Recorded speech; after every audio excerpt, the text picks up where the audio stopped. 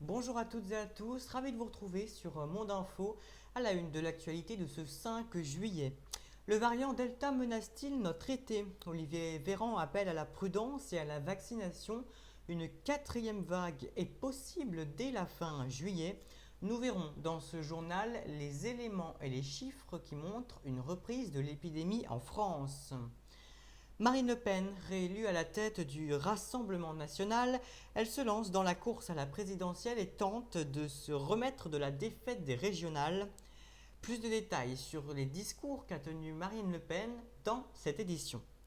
Et puis l'île de Chypre est en proie aux flammes depuis plusieurs jours. On dénombre 4 morts. Le pays demande de l'aide à l'étranger. Je le disais il y a quelques instants, Olivier Véran alerte, une nouvelle vague de Covid est possible dès la fin de ce mois de juillet à cause du variant Delta. Le ministre de la Santé appelle les Français à se faire vacciner, d'autant que c'est désormais possible sur son lieu de vacances. Il a ajouté que depuis 5 jours, le virus ne baisse plus, il réaugmente. Le taux de reproduction du virus est de 0,76%. Il commence donc lui aussi à augmenter et le taux de positivité des tests suit la même trajectoire puisqu'il augmente et atteint désormais 0,81%. Jean Castex continue quant à lui ses consultations en vue d'une éventuelle vaccination obligatoire pour les soignants. Alain Fischer s'est dit favorable à cette mesure ce matin sur France Info. A noter que le maire de Nancy annonce avoir fait un signalement à la justice après que l'effigie d'un pompier ait été pendue en marche d'une manifestation d'anti-vaccins ce samedi. Mathieu Klein dénonce une mise en scène intolérable et apporte son soutien aux sapeurs-pompiers. Plusieurs centaines de personnes se sont réunies pour rendre hommage à Sandra, retrouvée morte à son domicile vendredi. Son ex-compagnon, qui est accusé de l'avoir assassinée, a été interpellé et mis en examen selon le parquet de Bordeaux. Et allez, on ouvre une page politique à présent dans ce journal. Marine Le Pen a été réélue à la tête du Rassemblement national lors du congrès de son parti qui s'est tenu hier à Perpignan. Le but était de remobiliser les troupes après la défaite des régionales et de lancer la campagne pour 2022. Marine Le Pen n'a cependant pas évoqué les régionales, mais elle a balayé les critiques associées à son parti. Selon elle, le Rassemblement national n'est plus un parti contestataire, mais de gouvernement. Elle refuse un retour en arrière au Front national, mais n'oublie pas ses fondamentaux. Elle a en effet abordé dans ses discours les thèmes de l'immigration, de la burkini ou encore de l'ensauvagement de la société.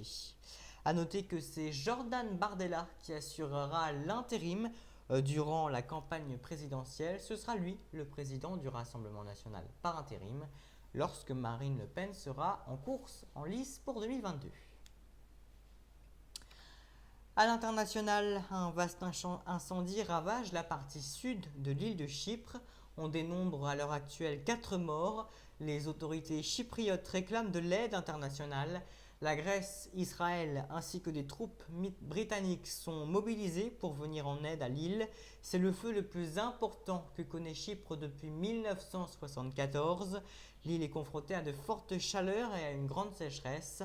A noter également que les feux de forêt continuent de ravager une grande partie du Canada, victime d'un dôme de chaleur depuis près d'une semaine.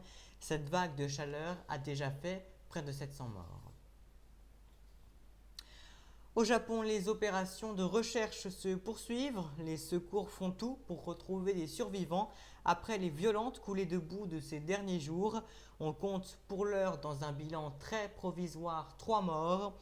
Il est tombé plus de 300 mm de précipitations en l'espace de 48 heures, alors qu'en temps normal, il est censé tomber 242 mm de précipitations sur tout le mois de juillet.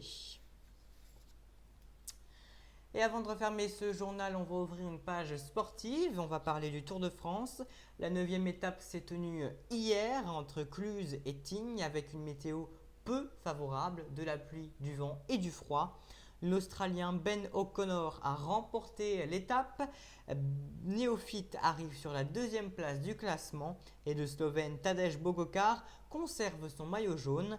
Van der Poel et Primož Roglič ont préféré abandonner pour se préparer pleinement aux Jeux Olympiques. A noter également que Brian Cocard et Arnaud Démare ont franchi la ligne d'arrivée hors délai. Il n'y a pas d'étape aujourd'hui. Les coureurs du Tour de France vont pouvoir bénéficier d'un repos bien mérité. Voilà, c'est la fin de cette édition. Merci de votre fidélité. Je vous retrouve prochainement sur Mode Info pour de prochaines éditions. En attendant, je vous souhaite à tous et à toutes une très bonne journée. Au revoir.